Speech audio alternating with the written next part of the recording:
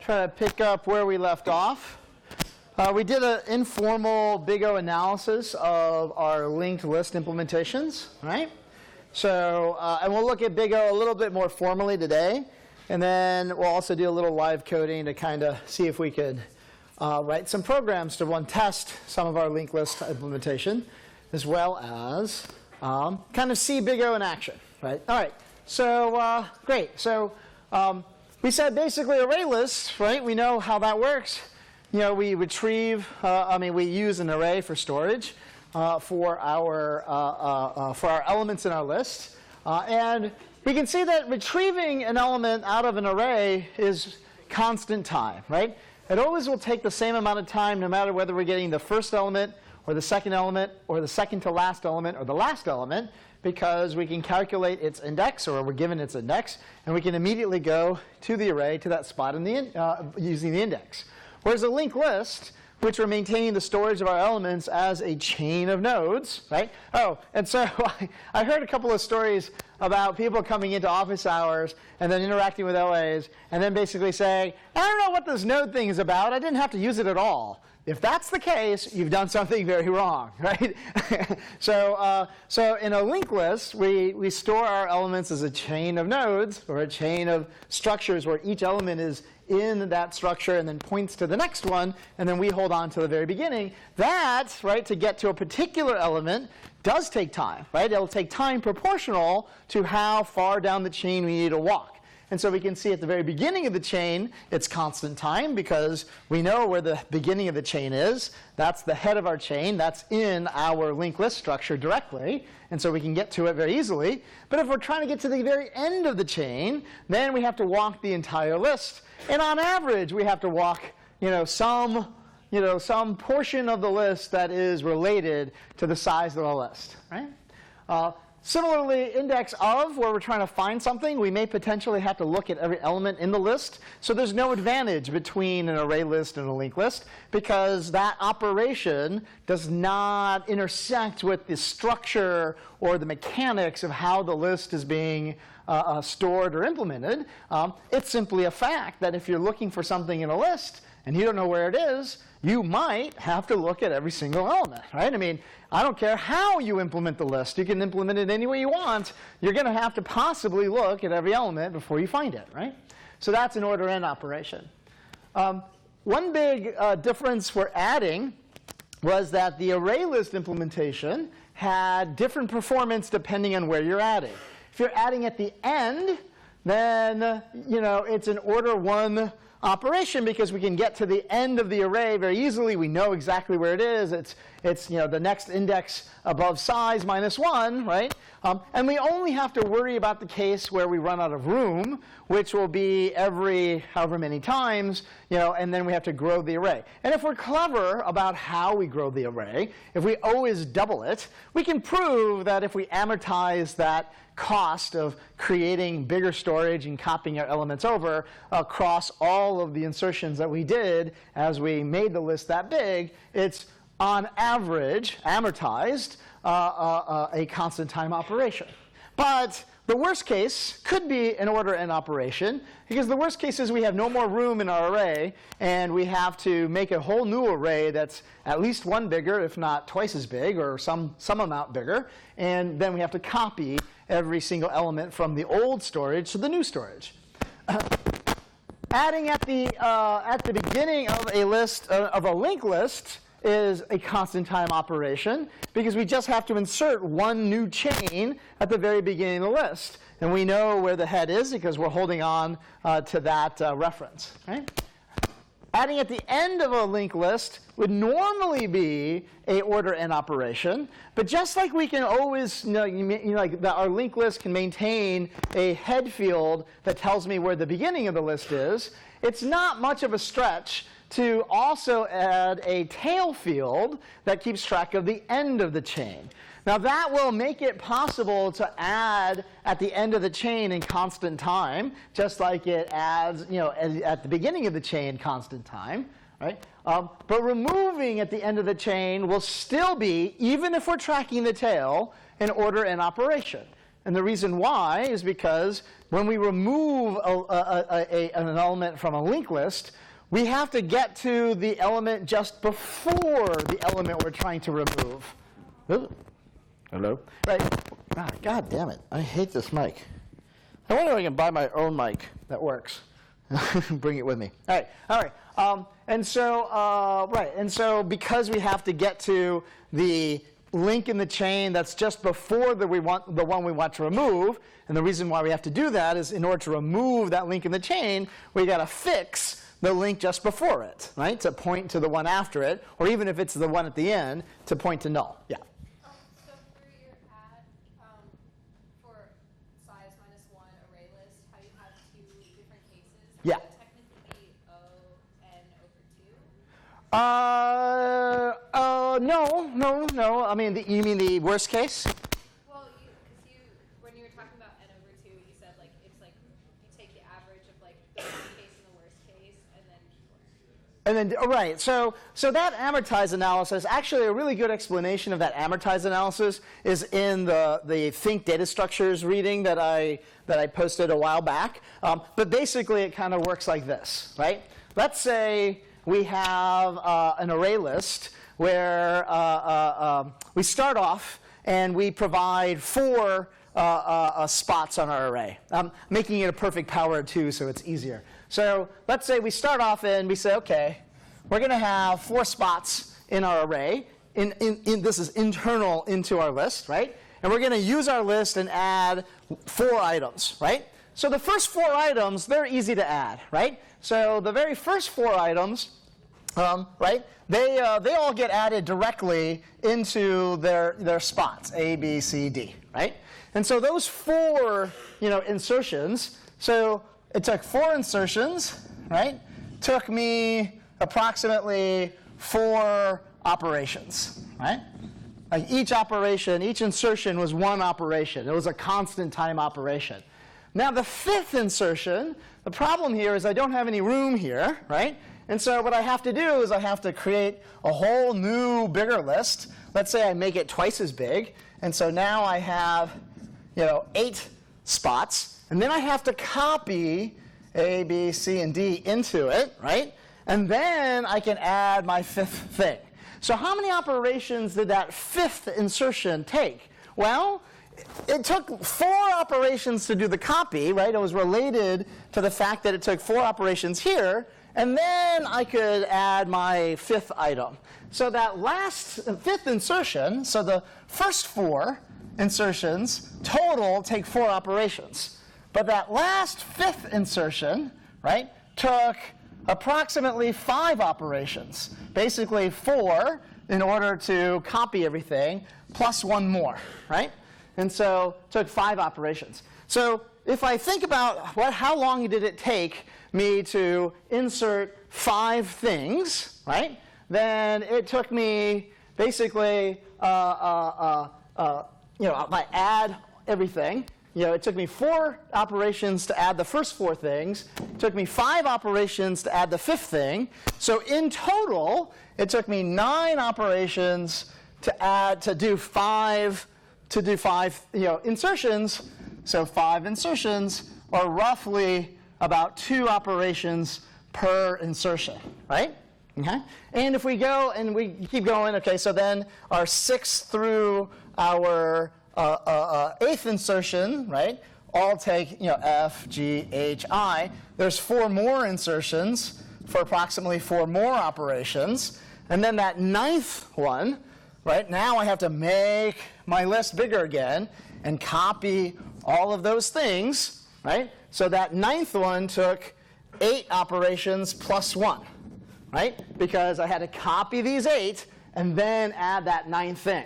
And so then if we look at how long it took us to do that 10th thing. So then if we think about how long it took us to do, or no, 9th thing. How long it took us to do 9 things, right? We can add them all up again. Took 4 plus 5 plus 4 plus 9, right? And so 4 plus 5 plus 4 plus 9.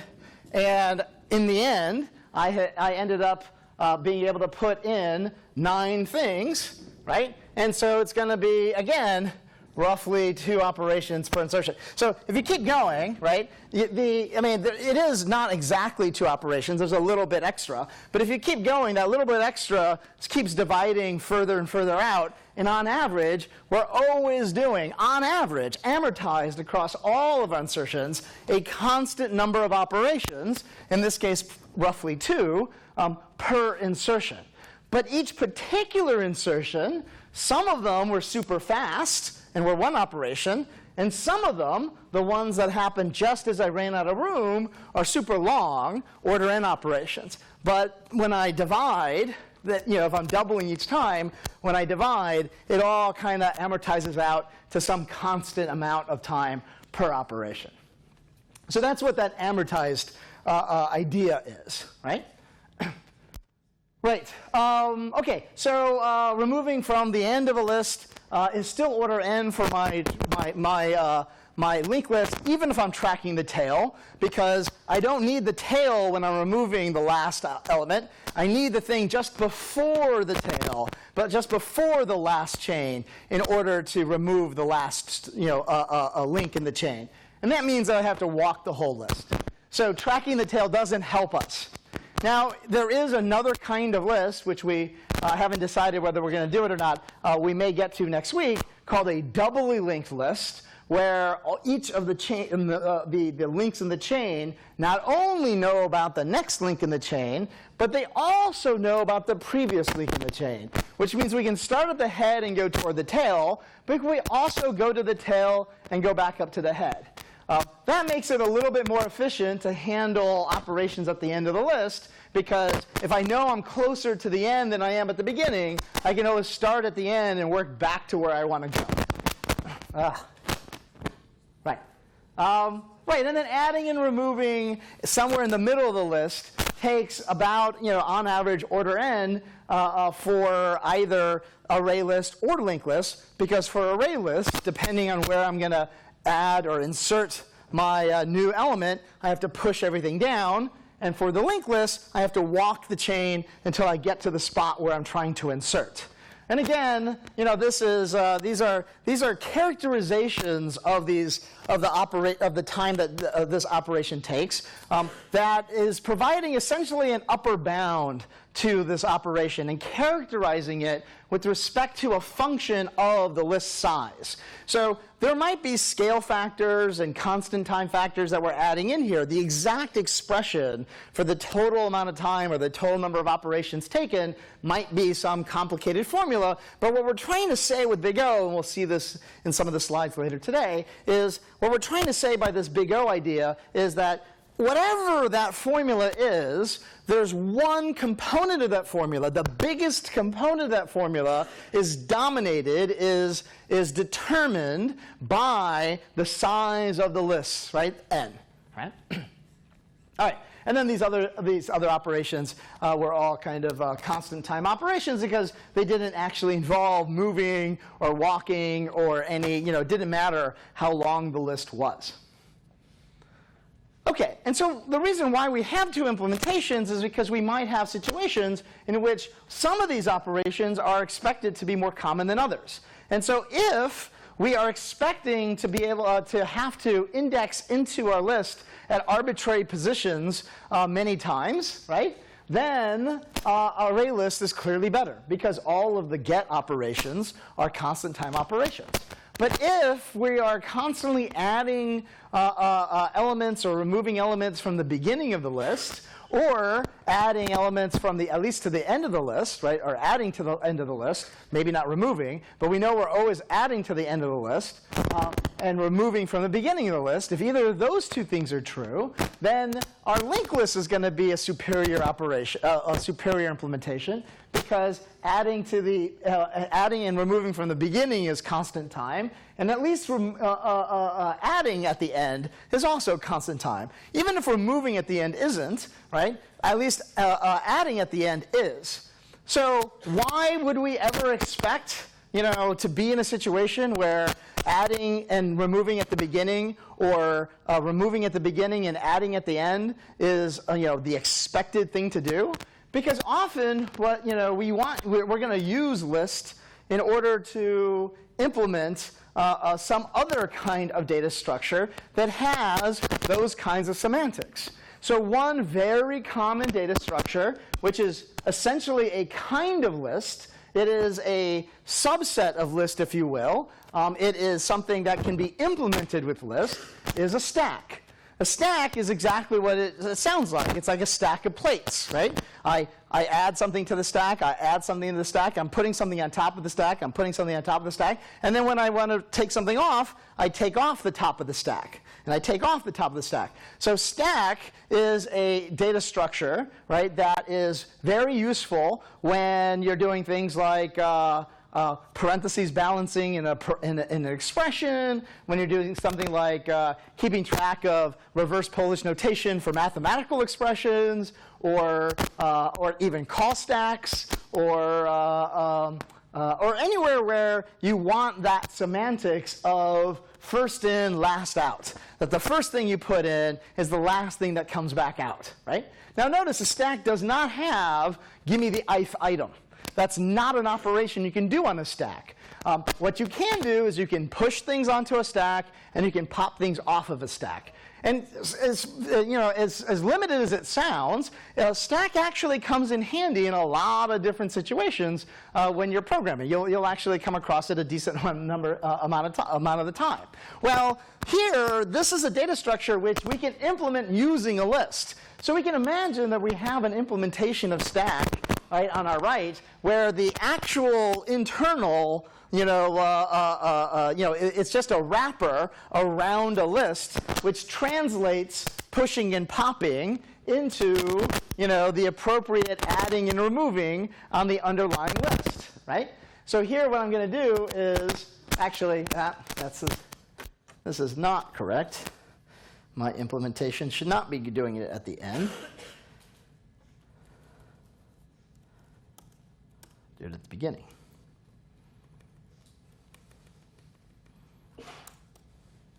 Right? So if my implementation is like, so one way we can implement this stack is having a list, and then when we push something on the list, we're going to put it at the beginning of the list. And if we push something else, we'll put something else at the beginning of the list. We'll push items onto the beginning of the list, pushing everything else back. And then when we're popping the list, when we're popping the stack, we will pop off whatever is at the front of the list, right? So in this case, right, I'm programming to the interface list. Internally, this stack is going to have a list where it's actually doing these list operations in order to implement push and pop. But here, where I have my question marks that are highlighted in yellow, right? Yes, I'm going to program to the interface of lists, right? So I'm going to add to the, I don't really, once I have my list, I don't care what kind of list it is, and I can add something at the beginning, I can take something away from the beginning, and I can use that list in order to implement push and pop. But when I do make the list, I have to decide, hey, what implementation of list do I want? And here, this choice makes a difference here. If we choose array list, that is not a particularly good choice for a stack, because we're constantly adding and removing from the beginning of the list. And that's the one thing that array list is really bad at, right? Linked list is really good at it, but array list is really bad at it, right? And so, I would want to use a linked list here. It will work with an array list. It won't matter whether it's an array list or a linked list from a functional point of view, but it will matter from a performance point of view. And so if I know that the operations I'm going to do on a list are always going to be adding and removing at the beginning of the list, then linked list is so much superior to array list. Another specialization of list is called queue. Queue is essentially the opposite of stack, in the sense that instead of last in, last out, it's first in, first out. Okay? So in other words, I'm going to enqueue, so I basically put things in a line, right? As if they're waiting in line. So when something arrives, I put them at the end of the line, and as I'm processing things, I process from the beginning of the line, right? That's a queue, right? So the first thing to arrive and go into the line is the first thing that comes out and is processed. This is different than a stack. A stack, the first thing that goes into the stack is the last thing that comes out of the stack, right? If I push and push and push and push, 4 things onto a stack, then I get them out by popping in reverse order. Then I take something off, take something off, take something off, and I pop them back out in reverse order. A queue does the other thing, right? It basically says, okay, I'm going to act like these people, these items that are arriving and being stored in the queue are arriving as if they're arriving at a line. And if you're first in line, then you're the first one that I'm going to process. So if I NQ and I NQ and I NQ and I NQ, right? If I have 4 things arrive and I queue them all up, then when I start to dequeue them, when I start to take them off, I'm going to take them off, in the order that they arrived.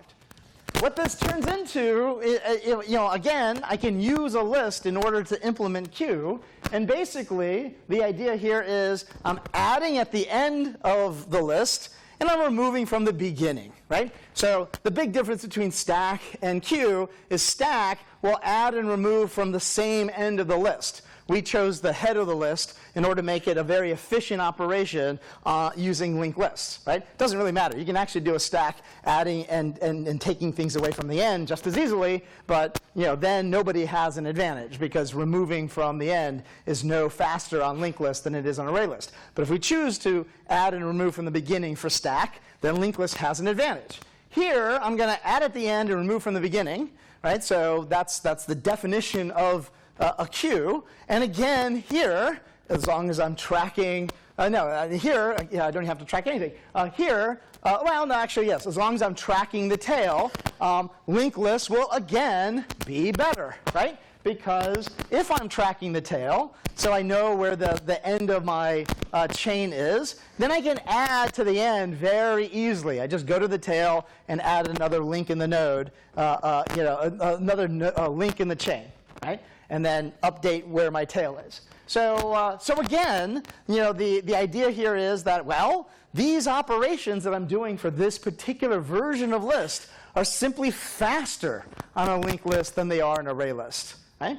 Well, here's 2 versions that are faster on linked list. Why would we ever need array list? It seems like array list always loses. That's not true. Array list wins when what you're trying to do is to get to arbitrary elements in the list, right? If I need the 4th thing, or the 10th thing, or the 2nd thing, then array list is way better because those are all constant time operations, whereas for linked list, they're not. Especially if I am programming to the list interface and I am looping through all of the elements, right? Array list is going to be way faster than linked list. Because if I have a for loop that's going from 0 to the size of the list, and I'm asking my list, okay, go give me the ith item where I have for I equals 0, I less than size, right? And then I'm saying, okay, go get the ith item, and I'm going to do that from starting at 0 and going up to the size of the list. With an array list, each one of those retrievals is a constant time operation because we're just getting it from an array. For a linked list, that same for loop is now a really slow operation. Because the first thing I got was 0, and so then I had to go get the 0 element. Okay, so that's fast, because it's the head of the list. But then the next thing I got was index 1. I had to start at 0, walk to 1, and retrieve it. Then the next thing I got was index 2. I had to start at 0, walk to 1, walk to 2, and then retrieve it. And so in that case, getting using a for loop to go through a list that's stored in a linked list is really pretty painfully slow. Okay.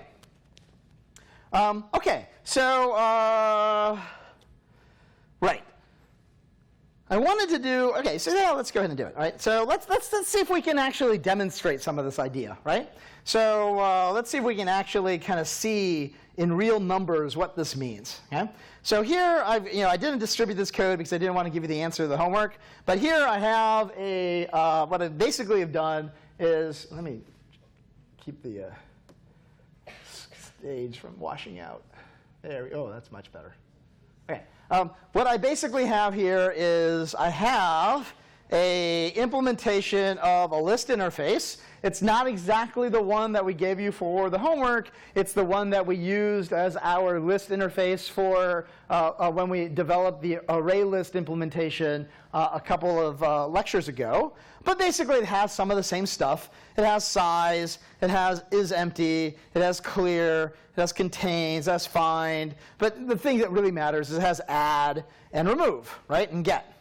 Right? And I have two implementations. I also have node and node impl because I need that for implementing an array list. So I have a linked list. I have two implementations of this list interface. I have my array list and I have my linked list. And again, I'm not going to show you my linked list because that's essentially the answer to the homework, right? But what we can do is we can write a little code to test these operations and to profile how long they take, right?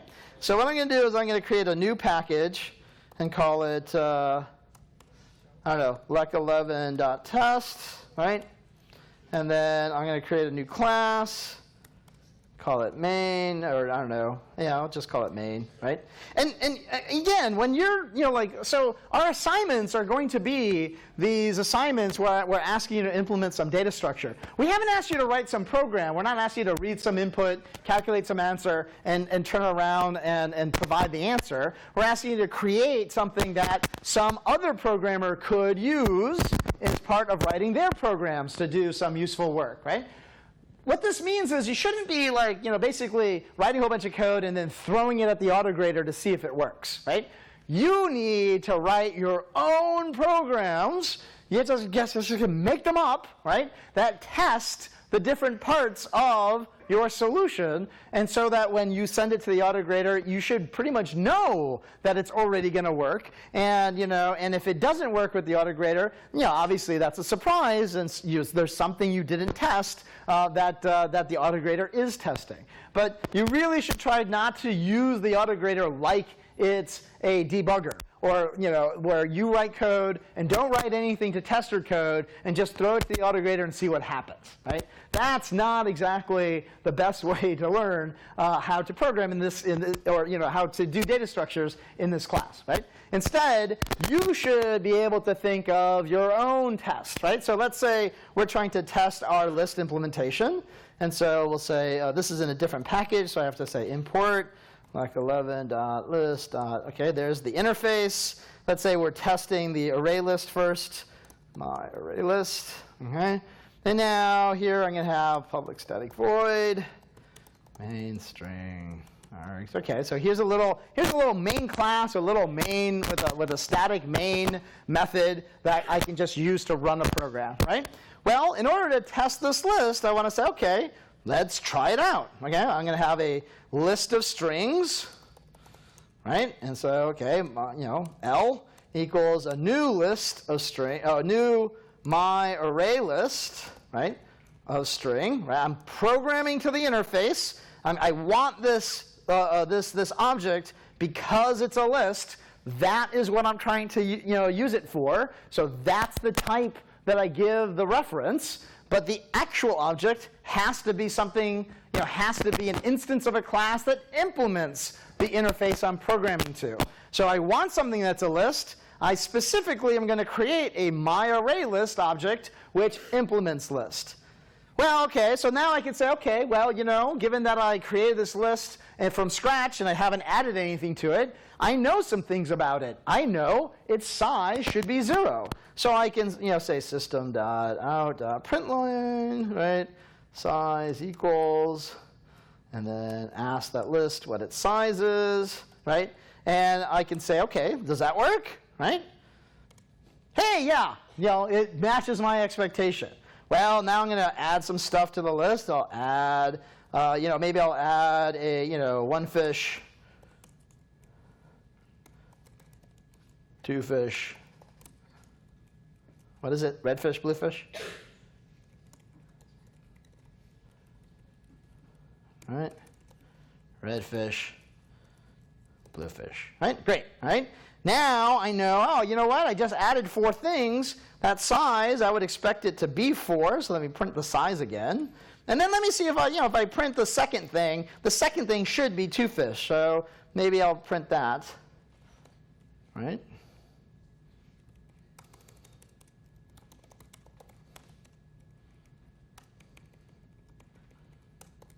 That's at 1, right? 0 is the first thing, 1 is the second thing, and I can run that. Yes, and that, that's exactly what I expected, right? So you need to write your own testing code.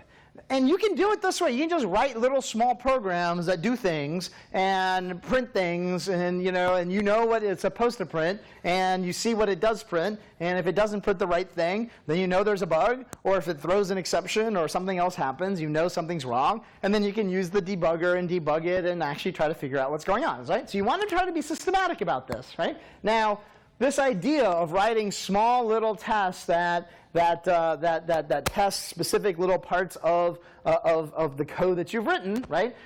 There is a framework for writing these kinds of tests and running them and keeping track of them. That's called JUnit, right? Now, we haven't talked about JUnit in a lot of detail, and we won't. But the AutoGrader is going to use JUnit tests, and we may release JUnit tests to you. So I'm just going to demo JUnit testing just a little bit, and I've asked the LAs to try to come up with some resources that they can point you to, so that through the rest of the semester you can start to use JUnit tests on your own, right? But the idea behind JUnit tests is you create a new class, let's say, right? And I'm going to say, okay, so here are my list tests. Okay. So JUnit tests are a little odd, right? It's a whole framework, right, that expects your code to have been written in a specific way. It basically expects all your tests to be in a class, right, where you don't have a constructor or anything like that, but all your tests are going to be instance methods of this class, right? You're not going to create an object. Like the JUnit testing framework will do all the work for you, but you need to provide each test as an instance method of the testing class. And you need to put in an annotation at the beginning that looks like this. So you say @test, right? That means it's like, okay, the next thing is going to be a test, and that test has to be public. It has to be void, right? Can't return anything. So let's say this is going to be quick list test, okay? And it doesn't take any parameters, right? And then what you can do here is you can, essentially set up whatever situation you want, and then use what's known as assertions to say, hey, I expect this to be equal to this, and I expect this to be equal to this, or I expect this to be false, or there's a whole bunch of different kinds of assertions where you can compare expressions to expected values, and then JUnit testing will run these tests and show you which ones passed and which ones didn't, right? So so in this one, I'm going to say, okay, I'm going to have to import my list, because it's in a different package, my list interface, and I'm going to import my LAC11 my array list, let's say. Okay, so great, oops. Oh, .list . The name of the package is LAC11.list. All right. Okay, so then I might have something like, a list of string is, L equals new list of string. And we start off, and I'm going to say assert equals, and these are all in the JUnit library. Now, I haven't actually imported the JUnit library, which is why it's going to show me like nothing's wrong, but I'm going to show you how to do that as well. And what I expect is 0. I expect the value 0 if I ask L what size it is, right? So here's the expression I'm testing. I'm asking for the size of this new list L, and here is the value that I expected, and I'm saying that these two things must be equal to each other, right? So now there's all kinds of red lines because I'm using these, I'm using assert equals from JUnit, and I'm using the @test from JUnit, and I haven't set up my project to know about JUnit. The nice thing here is that as soon as you use @tests, like in order to mark something as a test, as a JUnit test, if you just hover over it, one of the options will be to add JUnit to this project, to fix the project setup. And so I'm going to select Fix Project Setup, and then it says, aha, there's 3 ways to fix this. I can make this, I can add JUnit 3, I can add JUnit 4, I can add JUnit 5. So my Eclipse knows about all 3 versions of JUnit. All of them use that test annotation to indicate that something's a test. I'm going to use the latest and greatest. I'll use JUnit 5. Right? And so then it will automatically, see, look, it automatically added the important import in order to understand this. This should be my array list. Right? It turns out assert equals is another import. Again, I can just hover over it, and then it'll say add static import for assert equals. Right? That's part of the JUnit tests. And again, see, so here, this is where the JUnit tests live, in org.junit.jupyter.api.test. Right? That's how it knew about, how to declare something a test. And then it had assert equals as a static method defined in this assertions class, and so it imported that static method. If I want to import all of the assertions, I think I can do this by saying .star. Let's see here. Does that work? Yes, it does. Right. And so now, this class, this list test class, has 1 test in it, and if I want to run those tests, if I say, if I right-click on list tests and I say run as, it'll say run as JUnit test. It recognizes, oh, this looks like a JUnit test, and so you can run as JUnit test. And then it gives you this nice little, see this little sidebar that says, it goes through and it detects all the tests, and it'll show you which tests pass and which ones didn't, and give you a nice little green bar or a red bar, that kind of thing, right? Again, I just wanted to demonstrate this idea of writing small little unit tests for the different parts of your code. We will use JUnit tests in the autograder. We will release the JUnit tests of the autograder sometimes, not always, but sometimes, so that you can use them to debug on your own machine. But you really should start getting the habit of writing your own. And so, go read about JUnit. We'll try to put out some resources about JUnit. Even if you don't, get JUnit necessarily or don't want to use JUnit, you can still write your own testing code just by writing small, simple programs that do things that, should behave in a particular way and checking to make sure that they do, in fact, behave in a particular way. That's a perfectly reasonable way to test your code as well. All right. OK.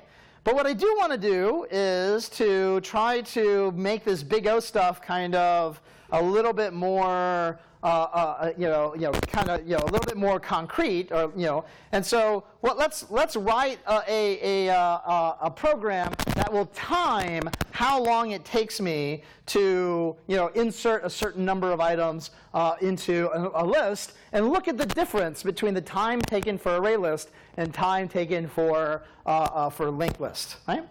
All right, so my linked list implementation doesn't keep track of the end. So adding at the end is a slow operation for my linked list.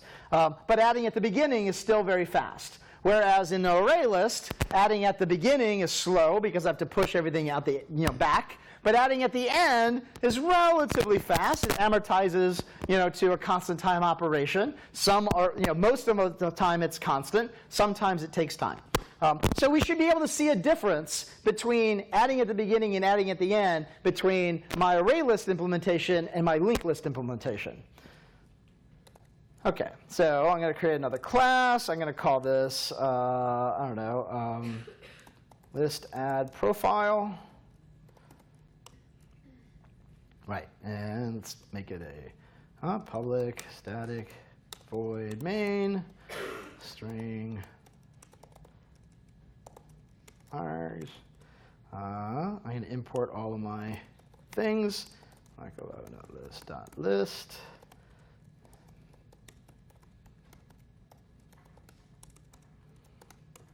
My array list.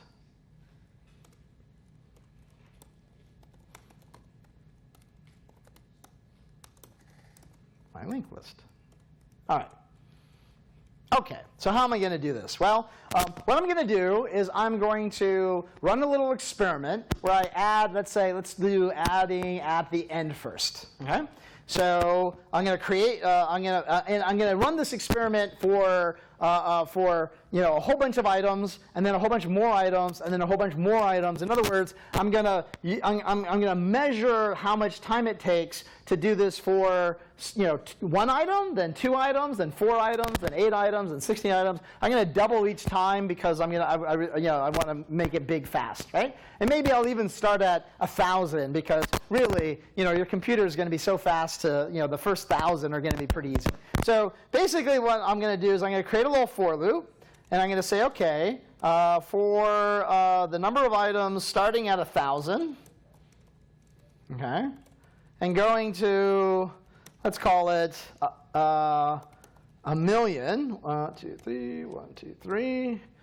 Yeah, that'll work, right? And then each time through, I'm going to double. I'm going to start at 1,000. The next time I'm going to do 2,000. The next time I'm going to do 4,000, all the way up until I cross over 1,000,000. So instead of items plus plus, it's going to say times equals 2, right? Okay. So for some specific number of items, I'm going to create a new list. And this time, first I'll use an array list. Right? And then I will add that many items, and I'm going to time it. In order to time something in Java, you have a couple of built-in timers that will give you the number of, there's 2 that are commonly used. One is called get time, let's see here, system.get millis? No, time? System.get time, no. What is it? System.get nano is the one that we're going to use. What? Oh, no, nano time. Yeah. And then current time millis. Right. There's 2 ways to get time on Java. One is called system.current time millis, right? And one is called system.nanotime. These 2 functions, one of them returns how many milliseconds have expired since January 1st, 1970. January 1st, 1970 is a very important date in computer science because almost every computer system provides a timer that measures time from January 1st, 1970. Since I was born in 1970, and I kind of feel like I was born at the start of all computer time, right? But I mean not January 1st, but yeah. Get system.nanotime. So that's a millisecond timer. System.nanotime is a more accurate timer, or more precise timer. I should say that a little bit more carefully, because it returns back the number of nanoseconds that have passed since some time in the past. The problem is you don't know what time in the past. In other words, current time millis will always be the number of milliseconds since January 1st, 1970. Nanotime is only good relative to another call to nanotime. So it'll tell you the number of nanoseconds that have passed since some time in the past, but won't tell you what time that is. But if you do get nanotime twice in a row and take the subtraction, you can tell how many nanoseconds have expired. I mean, have elapsed between those 2 calls to nanotime. So that's the one we're going to use. So we're going to remember, and it happens to return a value that's a long value. So the start time is going to be the current time. We'll just call nanotime. Then we'll do the operation for I equals 0. I less than the number of items, I plus plus, right? We will take our list and we'll add to the end some item, right? Okay, so this is adding things to the end. And at the very end, right, we'll also call system.nanotime. That will be when our experiment is over. So we're going to time, right, from here to here. So we're basically timing how long it took us to add a number of items to our list. And the next time through, we'll double the number of items. We'll start afresh with the new list and then time it again. And so then every time we do one of these things, I want to report the time. So I'm going to say system.out.println. Just to make this easy, I'm going to basically report the number of items, and then a comma, and a space, and then the end time minus the start time divided by, it's nanoseconds, so that's a billion. So 1, 1, 2, 3, 1, 2, 3, that's a million. 1, 2, 3, that's a billion. 0.0 in order to make it a double. And so that will be my end time divided minus the start time divided by, that would be the number of seconds. I think that works, right? Okay, and I'll print that. OK, let's run this. OK, so this is adding at the end using ArrayList. Let's see what numbers we get. Oops, we get nothing. What happened? Num item. Where's num item? Oh, there it is, num items. All right, let's try it again. Voila. OK, now that went really, really fast. But we can see that the number of seconds it took to go from 32,000 items inserted to 64,000 items inserted was roughly twice, right? Twice the number of items, twice the amount of time. To go from 64,000 to 128,000 went from 3 milliseconds to, to 3 milliseconds, so it didn't take that much longer, right? But to get to 256,000, it did. It took about twice as much time again, and then about twice as much time again. And if we graph this, right? If we started Excel, right, and we copy this and create a blank worksheet. If we grab these things and say, copy that, and then let's go to and create a file, call it temp, I don't know, arraytest.csv, paste it there, Control-XS, go to Excel, and open it.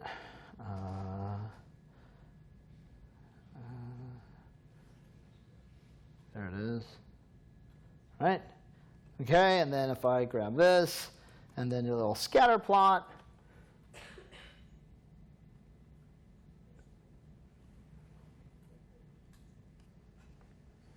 Right? And then kind of blow this up. Right? It looks like a line, right?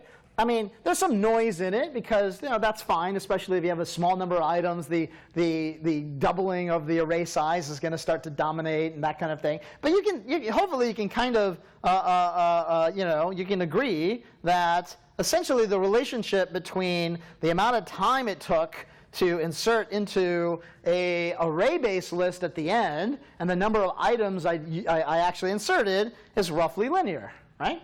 Now. Let's look at what so if it's twice as much, twice as many items, then it's twice as much time, right? Now let's do the same thing, but with we'll just change one thing. We'll make this instead of my array list, we'll make it my linked list, right? Now remember, my implementation of linked list, I'm telling you, does not keep track of the end, and so is not efficient for adding at the end. It has to walk the whole list to add to the end. So let's see how long it takes for this same experiment, but now using my linked list. Oh, slow, very, very slow.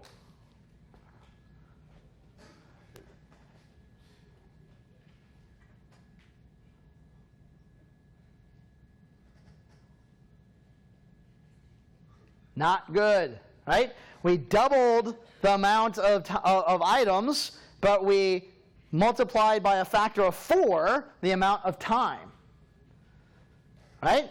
So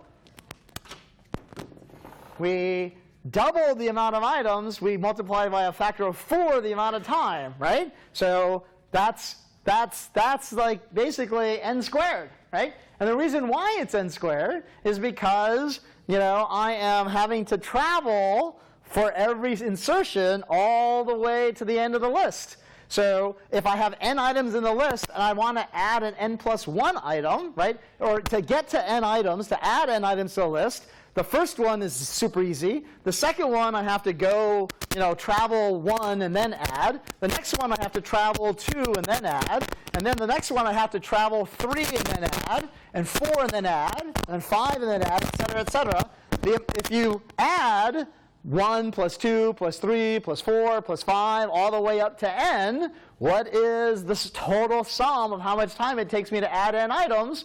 It's going to be roughly n squared, right? Just like if I added 1 through 10, I'm going to get 55, right? You know, like if I added 1 through n, I'm going to get some version of n squared, right? Because, so adding n items was an n squared operation. On average, n squared divided by n means that adding any one item was a order n operation. And that's exactly what we saw on our previous thing. Adding an item to the end of a linked list is an order n operation. If I try to do that n times, that takes n squared amount of time, right? Okay. And, you know, obviously if we went to Excel and graph this, right? So if I grab, what I really want to do is grab these numbers without those numbers, but I can't do that. Let me, I'll do it this way instead. I'll put them here, and then,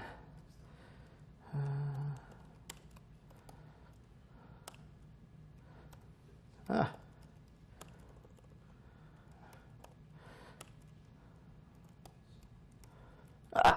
that's not working at all.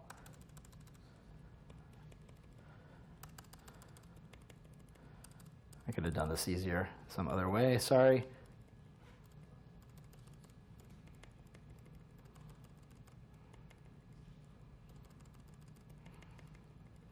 But I think you're going to get the point, which is that this is going to be way worse than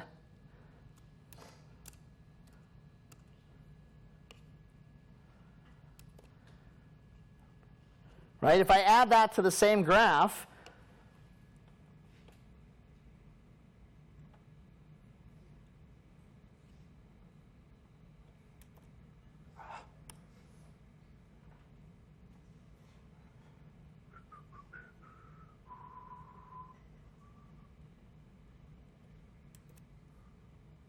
it's the same x values, but the y values are going to come from, oops, here.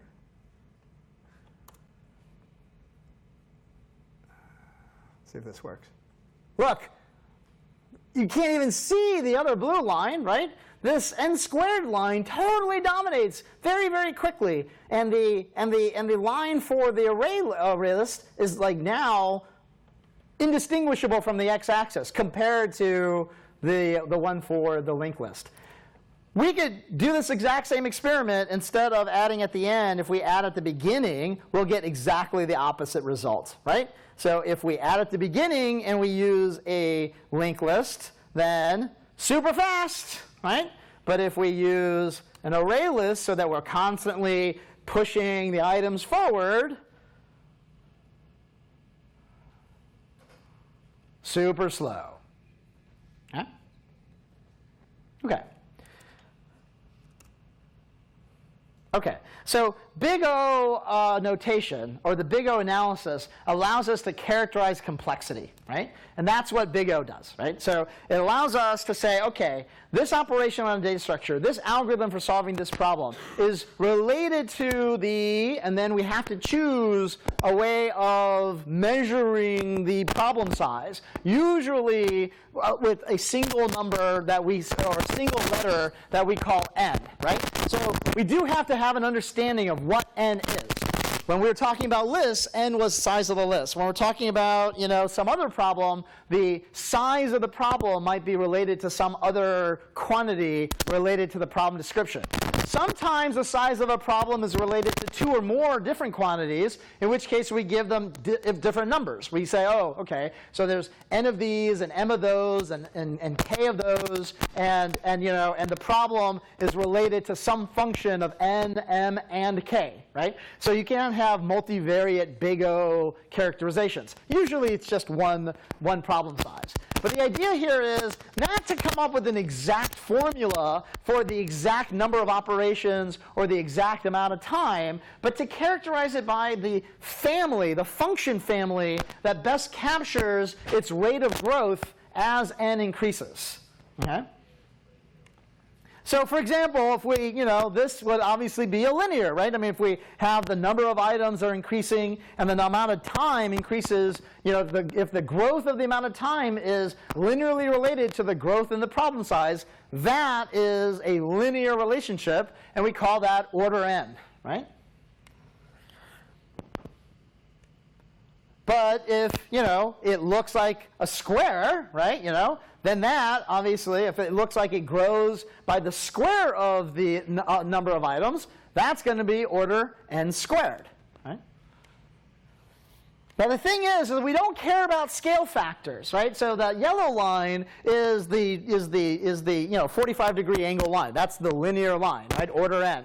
And let's say the blue line is the actual relationship of how much time our algorithm or our operation takes as the size of our list grows in n, right? I told you that big O is supposed to be an upper bound. It's like, well, order n isn't an upper bound for this because, it's already below my line. But it's not about it's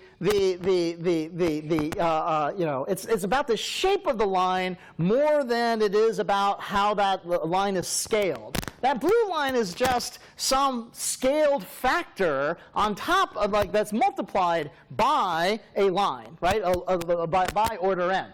So as long as we can find a scale as long as there always exists some scaling factor and some size n that the big O function that I'm characterizing the problem will surpass the amount of time, then we can say that it's upper bound by that kind of function, right?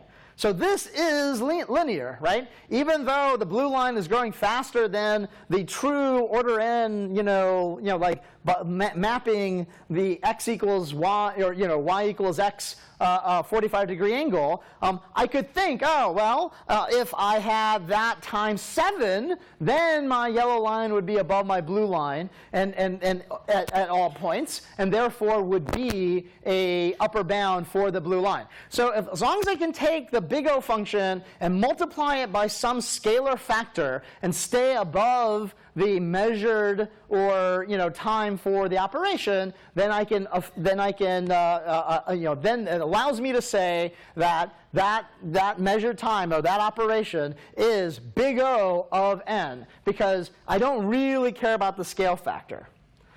So here's the actual mathematical definition of big O. We're not going to prove it. You'll prove it in 550. You'll prove a lot of things in 550. And so you'll learn how to actually prove something big O. We're going to have this kind of more fuzzy, just take a look at the graph and think about it real hard and say what it is, kind of understanding of big O. But it is good to know what the definition is. So the definition of big O is we can call a function t of n big O of some function f of n if we can find some constant c and some n where the function n, f of n, is always bigger than t of n if multiplied by c and for sizes of n that are larger than that n naught, right? It basically says that, look, if we're doing a big enough problem size and I get to multiply my characterizing function by any constant I want, then I can find a function that will be an upper bound for your algorithm or for your operation or for your measurements, right? And so, and if I can do that, then I can call your t of n, your function, a big O of that f of n, right? So what are the f of n? What are the categories that we use constantly in computer science? These are the ones that matter the most. These are the ones that show up the most, okay? In increasing order of which ones are worse, right? Basically, which ones take the most time, right? Constant time is order 1. It's constant, right? If it always takes the same amount of time, it may not take 1 second, but I can multiply 1 by some random constant and get it above whatever time it does take for you, because it always takes a constant amount of time. So if something takes a constant amount of time, it's big O of 1. Right? If you are logarithmic, right? If you are related to the log of your problem size, then you're O of log n, or log squared, or linear, or n log n, and you can put any function there and make a proof about big O relationships if they apply. these are the ones that kind of show up a lot, right? Especially n and n log n and n squared, right? That's where most algorithms live. It's either you have to do something for each element in the list or each element or whatever your problem size, or I can, do something where I have to do something for each element, but it also takes me more time depending on what order that size is. That's n log n, or it's going to take me n squared, right? Those three are the very common, right? But various algorithms and various data structures and operations on data structures will have different, will have a number of different possible big O characterizations. What we're looking for is the one that is tightest, right? So sure, right, according to the definition of big O, order n squared will dominate anything that is order n. But we don't call something that has a linear relationship, we don't say it's big O n squared. That's a true statement, right? Because n squared can be made to dominate something that only grows linearly, right? It's kind of true on the face of it. But so what we're looking for is we're looking for the one that matches its shape, right? And again, in 550, there are formal mathematical definitions for matching a shape and be able to prove that two functions have the same shape except for some scale factor once the size of the argument gets above some minimum value. But we can do it mostly by logic, by counting how many times I have to do something in order to get some operation to work and how it's related to the size of my data structure or the size of my problem. I posted a couple of very nice little online resources kind of explaining this concept. This one in particular, this first link has some nice pictures that kind of demonstrate this idea of how these things, how these functions sometimes play against each other, right? Now, so this is a nice kind of picture of different functions of n and what their shapes are. Now, one thing to notice is that sometimes, like I said, the constants don't matter. All we care about are the shapes of the lines with respect to the order of growth as it is characterized by the problem size. But in practically, right? That's true theoretically. And when we're trying to talk about a data structure reason about a data structure in its asymptotic behavior, but practically, you do care about those constants. And if it turns out that those constants are going to be so big that the order of growth doesn't really matter until n is super huge, then depending on your situation, you may actually choose a less asymptotically efficient solution, because in the regime of problem sizes that you're actually dealing with, some other solution, while not more efficient for really large problem sizes, is more efficient for the problem size that you're likely to encounter.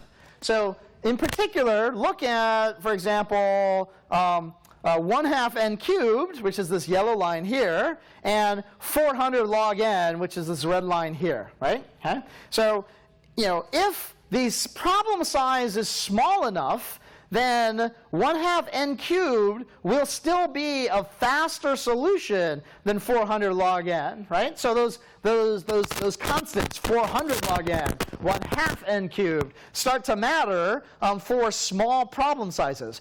Only when we get past this point here, do we see that 1/2 n cubed is always going to be worse than 400 log n, and that 400 log n is a much better solution, especially as the problems get bigger and bigger. But the thing is that if the problems you're actually going to be solving, or the size of the data structure you're actually going to be using is going to be down here, then you might actually choose to do something in a way that would be a long-term bad thing to do, only because in the regime that you're doing it in, it doesn't, this inefficient solution is more efficient for these problem sizes, right? Right. So there's if you go down this web page, there's a nice showing, a demonstration of that, where we see that for testing primality, there's two different algorithms that can test the whether a number is prime. One has a running time that's related to 20 log n. The other has running time that's related to square root of n, right? And it seems that for numbers up to 1,000, the square root of n algorithm does a lot better than the 20 log n algorithm. But if you keep going, if those numbers get bigger, then at some point, once the number is bigger than 40,000 or so, then the square root of n algorithm is no longer very good compared to the 20 log n algorithm, right? So there are some, it's not saying that like for small problems.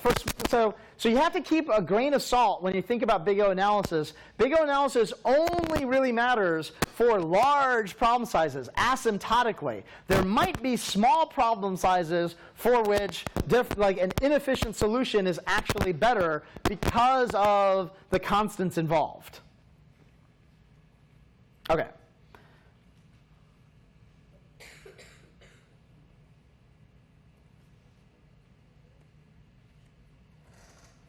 Right.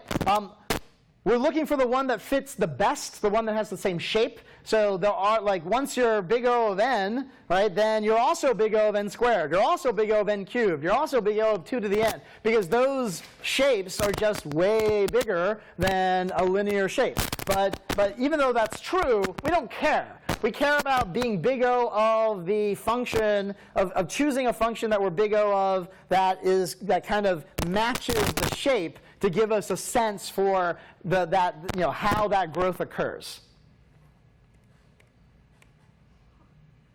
All right. I'm going to skip through all this. Right? Okay, so when you are analyzing code and you're trying to figure out what is the big O performance of operation of some code, then here are some rules of thumb, right? For a for loop, look at analyze first the loop body and find out what its big O is, and then multiply by how many times you're doing the loop. So if you're doing the loop n times, where n is related to the size of the list, and what you're doing in the loop is a constant time operation, then your for loop as a whole is n times constant time, or order n, right? If you're doing, what you're doing in the loop is an order n operation, and you're doing it n times, then that is an n, together, right? If you do something that takes order n, and do it n times, then that's an n squared operation. And we actually saw that with our how long does it take to insert 64,000 items into my linked list, right? So inserting n items into a linked list, right, required marching down that chain 0, 1, 2, 3, all the way up to n minus 1 times for each of those insertions. And so each of those insertions was an order n operation, and I did n of those, and so I have n squared. The time it took me to insert n items was related to n squared, right? Because each one took order n, and I did it n times. If you have nested loops, you multiply the order of the inner loop times the order of the outer loop, right? That makes sense, right? So if I have something that I'm doing n times, and then inside that I'm doing it m times, then the order of the two nests is order n times m, right? If the number of times I'm doing the outer loop is constant, I'm always doing it 5 times, I'm always doing it 10 times, then the order of the double loop is just the same as the order of the inner loop, because the constant, we're ignoring all constants, right? If we multiply by a constant, it's the same thing as what the, as the thing that we multiplied it by. So we're going to ignore constants. For consecutive statements, you just look for the statement that has the biggest order and ignore everything else, right? So in this case, I have a for loop that is order n, and then I have this double for loop that's order n squared, right? Well, yes, I do the order n for loop first, and then I do the order n squared loop. So technically, these two together are order n squared plus n, right? But again, I only care about the function on n that is largest. So I ignore the linear part, and I just focus on this n squared part.